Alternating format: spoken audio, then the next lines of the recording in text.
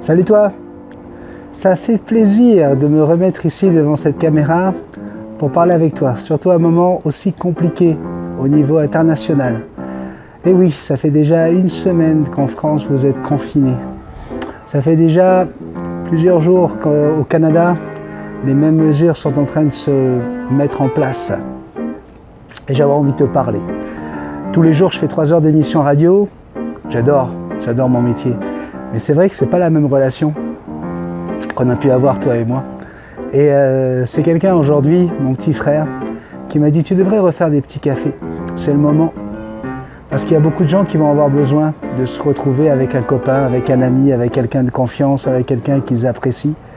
Et je me suis dit allez, on va écouter. Tu sais, quand un conseil vient d'une personne qui t'aime profondément, eh bien tu le prends au sérieux. Alors tu sais, être confiné quand on est seul, en famille, en couple, je pense que c'est pas ce qu'il y a de pire au monde. Lorsque j'entends certains dire mais c'est incroyable, comment on va faire pour tenir le coup, quand j'apprends qu'en Chine, le nombre de divorces a augmenté en même temps que le coronavirus, je me dis mais c'est quand même dingue que dans ce monde on soit si malheureux. Ouais. Vous savez, moi je suis loin de ma femme, loin de mon perroquet, ma petite Jackson que j'adore, que je vois tous les jours. Ça fait 3 mois quasiment moi que je suis confiné ici.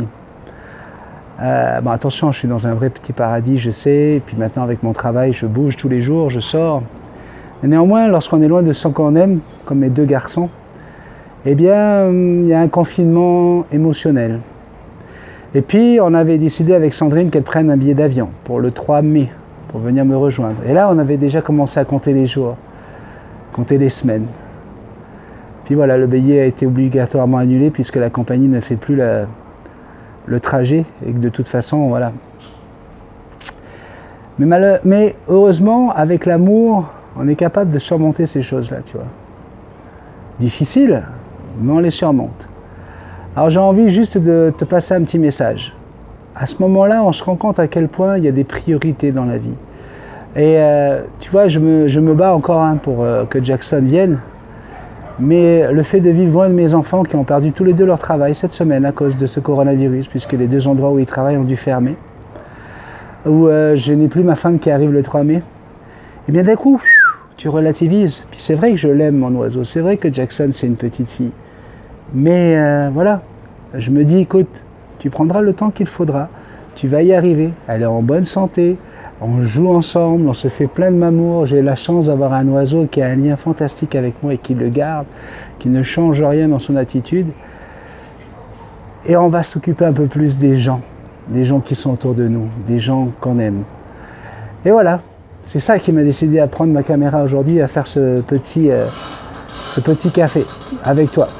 Et puis là, on est en plein air, tu as vu, on est sur mon balcon là, bruit de mobilette, on a tout ce qu'il faut là. Te dire qu'à Tahiti, on a du mal, comme en France, parce qu'on est au tout début, on est à 6 cas pour l'instant. Et résultat, c'est très difficile de faire comprendre aux enfants qu'ils doivent rester à la maison. Pour l'instant, on n'a pas le confinement total, ça devrait arriver d'ici à lundi. Nous sommes jeudi aujourd'hui. On n'a pas le confinement obligatoire et total, mais déjà demander aux enfants, parce qu'on a arrêté les écoles, de rester chez eux. Quand on est sur une île comme ça, où on a l'habitude de jouer en plein air, de courir, etc., eh bien c'est très compliqué. Et là, les gens disent, tu vois, les Polynésiens sont vraiment indisciplinés. Je dis, les humains aujourd'hui sont indisciplinés.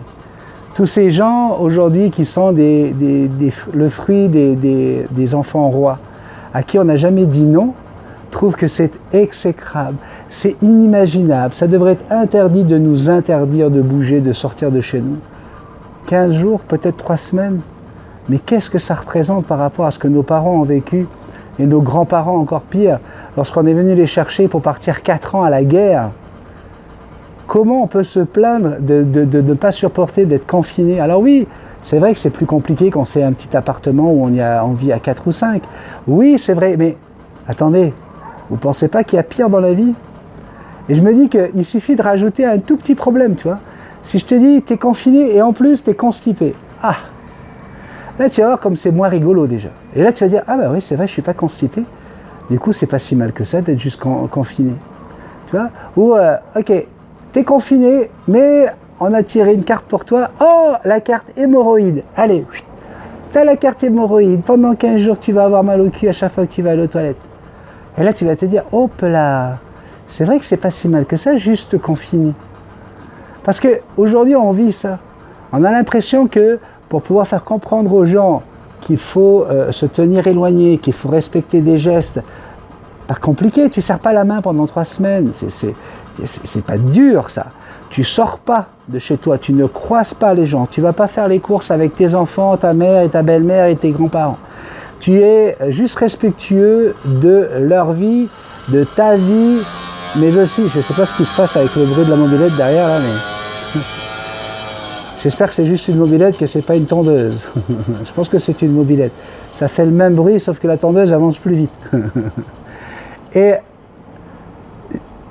je sais que dans la communauté de la chaîne Multitaskman, il y a moins de gens comme ça.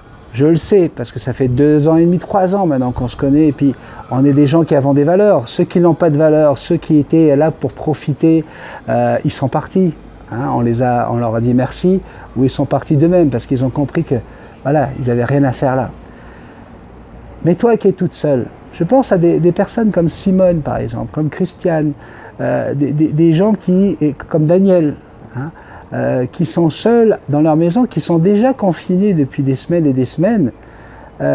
Voilà des personnes courageuses, voilà des personnes qu'on doit prendre comme exemple pour comprendre que c'est pas si grave que ça, le fait d'être confiné. La pandémie a pris une tournure incroyable, pourtant elle fait moins de morts qu'une grippe saisonnière, mais on comprend aujourd'hui qu'il y a vraiment des choses que chacun doit prendre, dont chacun doit prendre conscience pour pouvoir juste faire en sorte de tuer ce virus.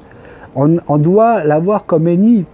Et à chaque fois qu'on décide de contrer ces choses, qu'on décide de se retrouver en groupe, en amis, d'aller voir du monde, excusez-moi, je n'ai pas le coronavirus, mais moi j'ai des douleurs. Ah là, ça va aller mieux. Eh bien, on doit absolument se dire que c'est comme ça qu'on va le descendre, quoi. C'est à nous de le descendre, pas à lui. Vous comprenez? Donc voilà, j'avais envie aujourd'hui de faire cette vidéo. Est-ce que j'aurai le courage d'en faire une autre demain? Peut-être. J'ai réussi à faire ça pendant plus d'1 an, tous les matins, à 4 h du matin, avec ma petite Jackson sur l'épaule. Peut-être que j'en aurai l'occasion. Donc voilà, ça me fait super plaisir. Là, je regarde la rade de Papeete, je regarde mon île qui est magnifique. Je me dis qu'il faut absolument qu'on la préserve et qu'on se préserve. Et pour ça, il faut juste de l'amour. Et j'ai une émission de radio tous les jours que je finis en disant tout simplement gros bisous magiques, je t'aime.